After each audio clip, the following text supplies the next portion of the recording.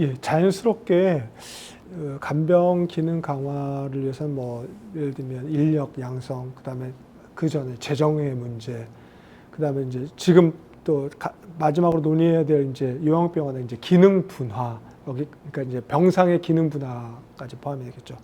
까지 연결이 될 것 같습니다. 그래서 오늘 마지막 질문이 되겠습니다. 요양병원의 기능 분화에 대해서 여쭤보고 싶습니다. 물론 일본처럼 손들어서 나 이쪽으로 갈래라고 손들게 하면 참 좋겠는데, 요양병원에 입원하고 있는 상당수가 사실 집에서 간호간병이 이루어지지 않아 어쩔 수 없이 건강보험이 적용되는 요양병원에 입원하고 있는 경우가 많을 겁니다. 그래서 요양병원 중 일부가 재택으로 전환하고 거주시설이 되어 외부로부터, 이걸 일본에서 소토츠키라고 하는데요, 외부로부터 필요한 서비스를 제공받고 재원은 요양보험에 적용을 받는다면 의료자원의 효율적 사용이 가능하지 않을까라고 하는 지적들이 많은 것으로 알고 있습니다. 일본의 이신칸이 그렇게 전환되고 있는 것 같고, 집만 바뀐 것 뿐이지 지금까지 해왔던 재택의료 서비스는 계속해서 연속적으로 받을 수 있는 거고요.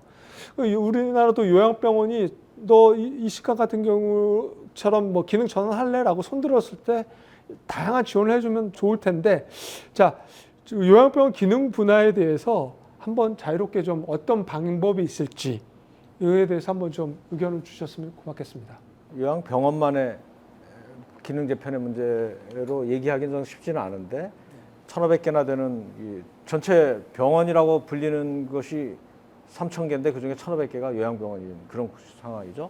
그러니까 이 많은 구조가 단일한 수가 방식으로 적용이 되고 같은 논리로 움직이는 그런 같은 기능을 하는 거라고 보기엔 상당히 어려운 상황이잖아요. 그래서 아까 얘기대로 집중적인 재활을 할 수 있는 그런 병원도 있고, 만성기 질환에 대한 어떤 대응을 하는 데도 있고, 그야말로 시설에 해당하는 일본의 노인보건시설, 그것이 나중에 이제 개호보험 대상이 개호노인보건시설이 됐던 그런 쪽으로 가는 것도 있을 수가 있는 거죠.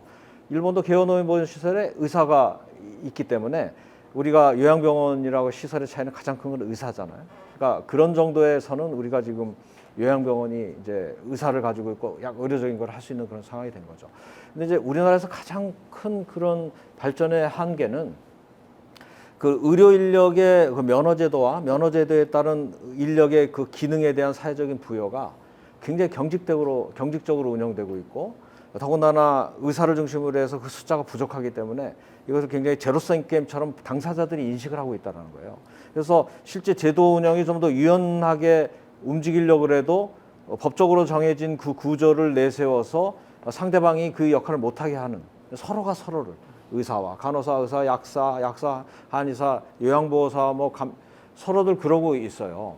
그러니까 이 부분들을 사회적으로 이걸 풀어나가는 그런 구조가 되지 않는 한 지금 말씀하는 기능 개편이 상당히 이제 어렵다는 거죠. 예를 들어서 지금 이제 우리나라의 그 지금의 에이징 인 플레이스나 처음에 우리 논의 주제를 해결하는 것에 상당 부분이 재택 의료라고 하는 것 또는 재가 간호라든지 뭐 이런 것들인데, 이 부분들을 하려면은 기본적으로 모든 의료는 의사의 지시하에 모든 의료 인력들이 하게 돼 있단 말이에요.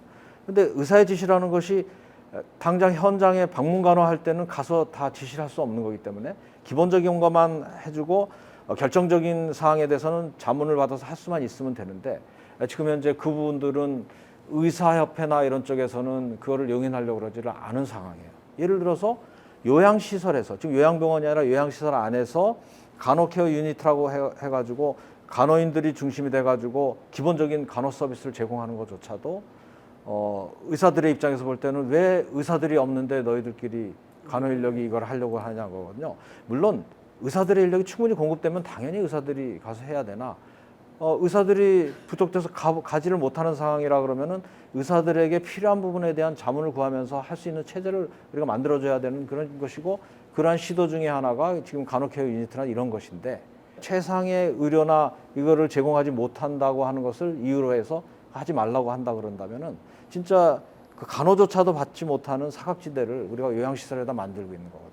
그래서 이런 부분들을 하려고 그러면은 면허제도나 이런 부분들이 유연하게 적용될 수 있는 그런 상황을 만들어줘야 된다는 게 가장 중요한 것 같아요.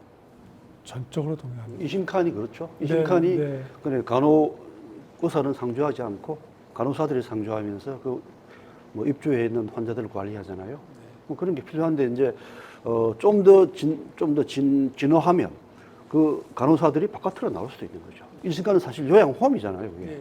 홈인데 그게 그냥 이런데 우리 지금 앉아 있는데 이게 뭐 약수역 근처에 뭐 간호사 중심으로 되어 있는 그런 뭐 기관이라 할 수도 있고 뭐 사실 그 기업화 할 수도 있죠. 방문가는 스테이션 같은 거. 일본은 오래전에 이미 방문가는 스테이션이 이제 들어가 있는. 그 부분에 대한 가장 이제 첨예한 간호법 같은 것도 이제 이렇게 서로 이렇게 대립하는 이유 중에 하나가 마지막에 아마 제일 이렇게 부딪힐 부분이 이제 그 부분일 텐데 저는 뭐 교수님 말씀에 동의합니다.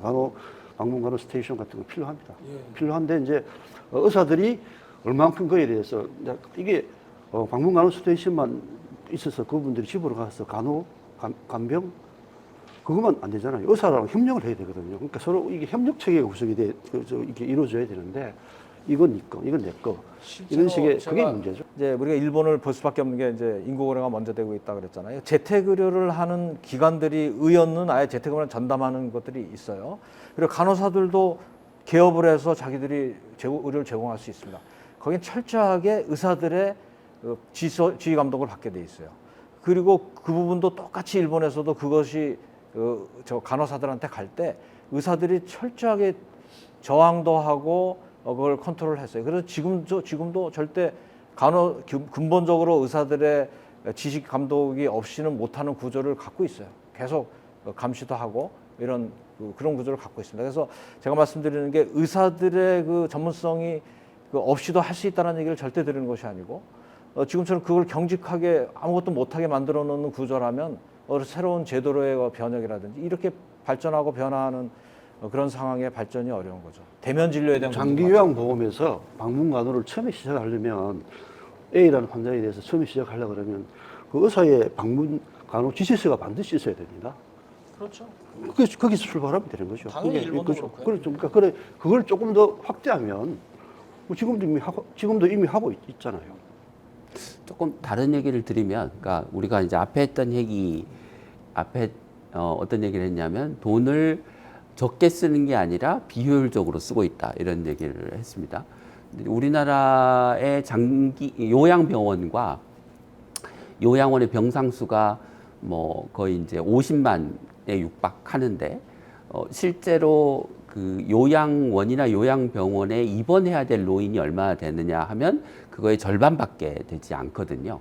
그러면 요양병원의 기능 개편이라고 하는 게 지금 하고 있는 기능을 조금 달리하는, 그러니까 뭐 낮은 수준의 인력을 가지고 그냥 장기 수용하는 데서 뭐 재활도 하고 여러 다양한 서비스를 제공하는 쪽으로 분화하는 것도 필요하지만 총량을 줄여야 하는 게 동반되지 않으면 우리가 제대로 된 서비스를 하기도 어렵고 돈을 낭비하지 않기도 어렵거든요. 그러니까 요양병원의 기능 개편이라고 하는 거는 병상의 총량을 적정 수준으로 줄이는 것과 함께 다양한 서비스를 하는 기관으로 전환하는 것 두 가지가 동시에 이루어져야 되는데, 그렇게 하려면 저는 이게 그 요양병원이 뭐 예를 들면 거동이 굉장히 불편한 노인들을 모시는 시설의 기능에서부터 예를 들면 재활을 해서 돌려보내는 기능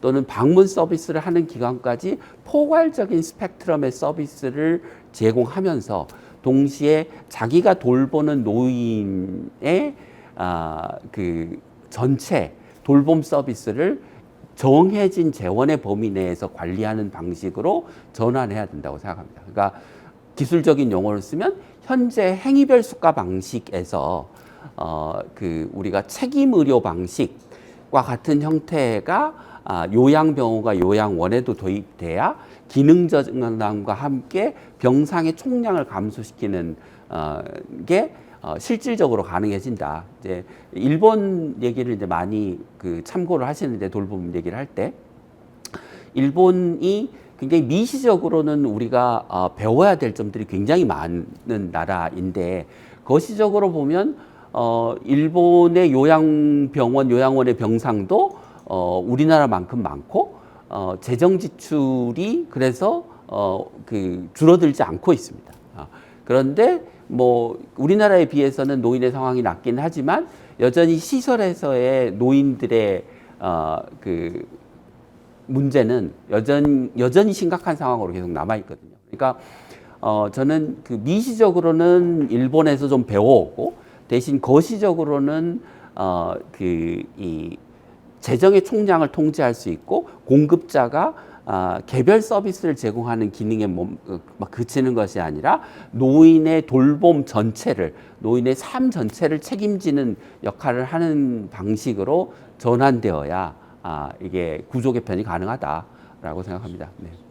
전체적으로 보면은 이제 요양병원의 개편이 1,500개가 되는 것 중에 상당 부분을 지금 현재 우리 요양시설의 수준으로 이제 전환하라는 얘기이기 때문에 전체 이제 총량은 좀 줄어드는 거죠. 그리고 조금 전에 말씀하신 거시적인 관점에서의 어떤 그 책임 기관으로서의 그런 내용들, 이런 정도의 유연성을 갖게 해주는 것이 이제 앞으로 우리가 해나갈 일이고, 그런 점에서 일본이 이제 특히 노인 의료와 이쪽 돌봄에 관한 한은 일본은 배울 대상은 결코 아니에요. 일본이 시행착오한 그 부분들이 왜 그렇게 됐는지를 알고 일본도 지금 현재 사회적 입원이라고 하는 수십 년 전부터의 그 현상을 벗어나기 위한 노력을 하고 있는 거거든요. 그러나 걔들은 경로 의존성이 있고 이미 운영하고 있는 기관들이 있기 때문에 이것을 강제할 수가 없어요. 그래서 최근에 여러 가지 고육지책으로 병원 안에서의 움직이지 않는 그 요양병상들의 문제를 해결하기 위해서 개호의료원이라고 하는 병원을 유지하고 원장을 유지하면서 그 안에서 요양을 제공할 수 있는 체제로 고육지책으로 내고 있거든요. 근데 우리는 이미 이제 그 구조는 상당히 클리어하게 돼 있어요. 요양시설에 가 있으니까. 다만 요양병원과 요양시설과의 관계에서 재원 구조와 얽혀서 이 사실상 요양병원 시설에 해당하는 역할을 하는 요양병원들을 이쪽으로 넘길 수만 있으면 되는데, 우리도 똑같이 의사가 운영하는데 의사가 시설로 안 가려고 그러기 때문에 이 부분을 어떻게 이걸 중화적인 작용을 해낼 것이냐가 우리가 이제 기능 변화의 상당히 핵심이고, 그것은 건강보험 재원과 이런 것을 서로 약간 유연성을 발휘해서 약간은 크로스하게 할 수 있게 하는 운영을 통해서, 예를 들어서 요양시설에 있는 사람이 병원에 갔을 때 그 부분들을 그 건강보험 외에 장기요양보험의 재원을 활용해서 할 수 있도록 해주는 것, 뭐 이런 유연성. 그러나 근본적으로는 그렇게 왔다 갔다, 지금 일본은 완전히 왔다 갔다 할 수 있거든요. 그러니까 그 부분들이 오히려 혼란스러운 측면도 있어요. 그래서 이 부분들은 상당히 기술적인 분야고 미시적인 운영의 분야인 것 같습니다. 예. 건강약자와의 동행, 미래사회 지속가능한 돌봄을 전문가에 묻다. 지금까지 미래사회 지속가능한 돌봄을 위해 우리나라 간병제도 현황과 문제점, 재채굴의 미래, 돌봄 재정까지 세 분의 전문가와 함께 오랫동안 이야기를 나눴습니다.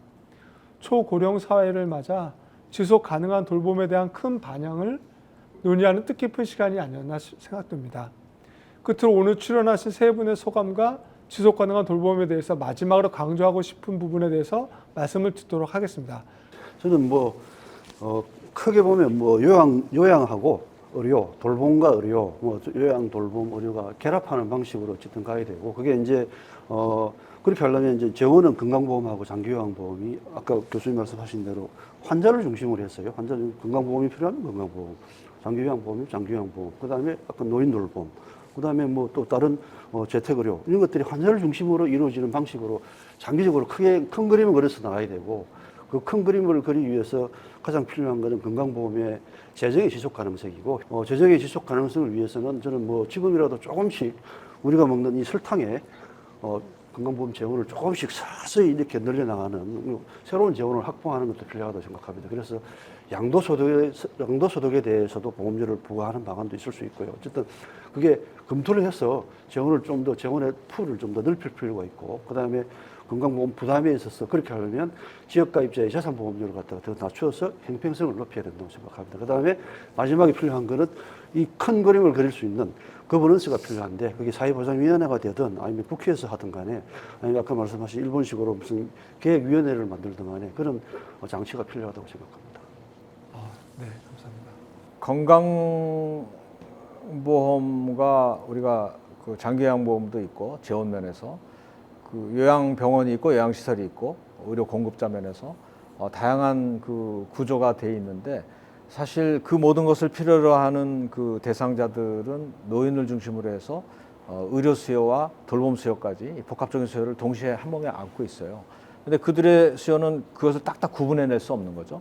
그렇기 때문에 이러한 복합적인 그 수요자와 환자와 노인을 대상으로 한 제공 체계와 그 인력 체계 자체도 그렇게 명확하게 구분이 돼 있지 않은 그런 상황인데 면허 구조나 이런 거는 굉장히 나눠져 있잖아요. 그래서 우리 사회가 이 부분들을 보다 유연성 있게 접근할 수 있는 그런 틀을 만들어줘야 되는데 기존의 방식에서는 그 부분들이 굉장히 한계가 있다. 그래서 기존의 틀이 그 부분들을 제약하는 상황이 되지 않도록 우리 사회가 유연성 있게 앞으로 바꿔나가는 작업이 필요하다는 말씀을 드리고 추가적으로 말씀드릴 것은 그 근저에는 우리가 태어나서부터 죽음까지 이르는 일련의 과정에 대한 그 사회적인 어떤 대응 그리고 그 자세 뭐 이런 부분에서 죽음에 대한 어떤 자세에 대한 우리 사회의 근본적인 논의 이런 것이 병행돼야 될 거라는 그런 생각을 합니다. 네. 그 이제 노인 돌봄의 문제는 그러니까 우리가 생각하는 것보다 훨씬 더 크고 심각한 문제이고 굉장히 빠르게 그 문제의 규모와 심각성이 커질 텐데 그래서 일종의 폭풍 전야와 같은 상황에 우리가 놓여 있는데 우리 사회는 그 폭풍이 오고 있다는 것을 체감하고 있지 못한 상황인 것 같습니다. 이전 정부도 그렇고 이번 정부도 그렇고 단편적으로 돌봄 체계를 개편하기 위한 뭐 대안이나 정책을 내놓고는 있지만 실제로 뭘 할 의지는 보이지 않고 있는 그래서 막상 폭풍이 우리를 휩쓸어야 그때서야 이제 뭔가가 변화하기 시작할 것 같고 그러면 사실은 이제 굉장히 많은 사람들이 폭풍에 휩쓸려 나가고 그러니까 현대판 고려장으로 어쩔 수 없이 부모를 뭐 요양원, 요양병원에 모시는 사람들이 늘어나고 간병 독박, 간병 살인, 뭐 영케어러의 문제 그로 인해서 빈곤층이 늘어나고 그 결혼하지 않는 사람들이 늘어나고 하는 그런 문제들까지로 이어지는 심각한 상황이 닥쳐야 뭔가 변화가 일어날 것 같은 불길한 예감이 듭니다. 제 예감이 틀리기를 바라는데요. 틀리지 않을 것 같아서 더 우울한 것 같습니다. 네. 네, 감사합니다. 오늘 세 분의 고견과 마지막 말씀까지 잘 들었습니다. 고령화의 진전으로 다양한 니즈의 복합화가 진행되고 있습니다. 복수의 질병을 가진 고령 환자의 증가는 상병의 복합화를 의미하고 이러한 상황은 급성기에서 회복기, 만성기의 복합화를 의미하며 입원과 재택의 복합화, 그리고 의료와 장기 요양의 복합화를 의미합니다. 고령일수록 주거 등의 생활 니즈도 복합적으로 존재할 것입니다. 이러한 복합적인 니즈의 개별적인 영역으로의 대응만으로는 부족하고 각 영역의 전문가들이 연계하고 협력하고 네트워크를 구성해서 즉 점과 선이 아닌 면으로 대응해야 한다는 지적이 많습니다. 의료와 요양도 함께 계획되고 지역을 중심으로 종합적인 대응을 위한 새로운 전략과 약속이 필요한 때가 아닌가 싶습니다. 서울시의 약자와의 동행도 이러한 전략과 비전에서 진행되기를 간곡히 바랍니다. 이것으로 서울시 공공보건의료재단의 건강서울 아카데미 토론회 중계석 건강약자와의 동행 미래사회 지속가능한 돌봄 전문가 자담회를 마치도록 하겠습니다. 끝까지 시청해 주셔서 감사합니다.